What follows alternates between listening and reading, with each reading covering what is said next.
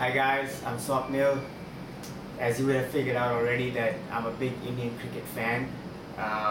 There's no doubt about it. Now you might be thinking that, just another fan out of the 1.2 billion Indian population.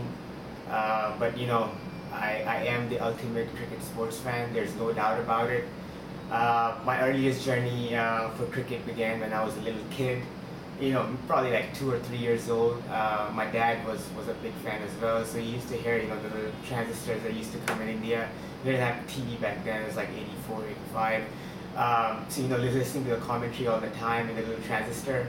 So even at that time, I had no idea what cricket was, but it just got me something about the sport that I couldn't figure out what it was, but something just got me excited, and I was wide awake when he was listening to the transistor, and it just the noise, the commentators talking, and just just the atmosphere surrounding the whole thing was so great that I just started becoming a big fan of cricket, and especially the Indian cricket when Kapil Dev was my favorite player, my first, you say my first love, and he still is. He's my favorite player of all time. So when he used to come to bat, whatever, I used to stop listening so that I didn't want to jinx him to get out. He's such a great inspiration for me in my life from early on. My first memories go back to when the 1987 World Cup. That happens to be the most disappointing cricketing moment in my life as well. Given that we got to the semi-finals, and when we lost to England, Kapil Dev got all the blame that English players, especially Mike Gaddy, kept sweeping, and he didn't put players there. So it's very disheartening for me to first of all India losing, and secondly people blaming Kapil Dev. So I just cannot never forget that moment from my life. It was very disappointing. I was very upset. I was like 7 years old, but I just thought this world has ended for me. But anyways, moving on, get to the 90s. I followed, kept following Indian cricket, and they went on an overseas tour. Woke up late at night, woke up early in the morning, especially when they were in Australia, and when they were playing in West Indies, stay up all night watching it. India used to get killed every time, but I just didn't give up on them. I kept watching. I was such a devout fan. People used to laugh at me like, what's wrong with this young kid? I had school next day. I'd still be awake all night and then go to school. Yeah, I was actually a decent student. I did well considering how much I didn't study that much and then watch cricket all the time. So anyways, we go to the 90s, and then my family and I, we moved to the United States. We get there, there's no real cricket coverage, so how do I follow my Indian team? So there used to be pay-per-views at that time where you have to pitch in like 30-40 bucks a game. You can order on pay-per-view on the Dish Network.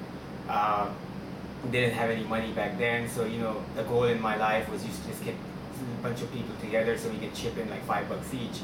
I used to get so disappointed if there was not enough people for me to chip in with. But that didn't give me up. I used to do all kinds of jobs. I used to go pass out pizza flyers, work in a mall and a candy shop, so I just get enough money together so I can watch, order the pay-per-view games. So that happened.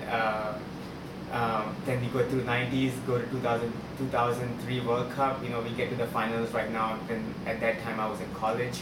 I just couldn't sleep the whole week. Once India made it to the final, I was so excited. Just kept awake, and then read every article on TV. Played a lot of cricket at that time. I was so happy. When we lose in the finals, my disappointment was a lot. Was still not as much as 1987 World Cup. But anyways, we lose. I was so disappointed because I couldn't concentrate with my finals at that time. Then again, we get to the 2007. At this time, I started working. I'm in Hong Kong by this time.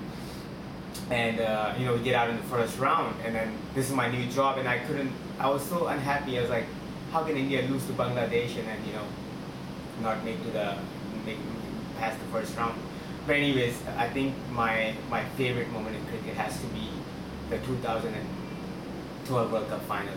The moment where MS Dhoni hit the final six, and you see, I was just looking in his eyes, and that moment had special significance for me because I think the 30 years of worshipping the Indian cricketer finally paid off.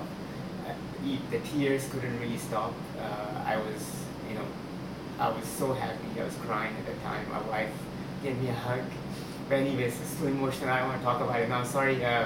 But anyways, onto a personal cricketing moments. I've, played cricket all my life. I was in India. I was in high school team. Actually played for my city as well in UP. In US, I started playing league cricket.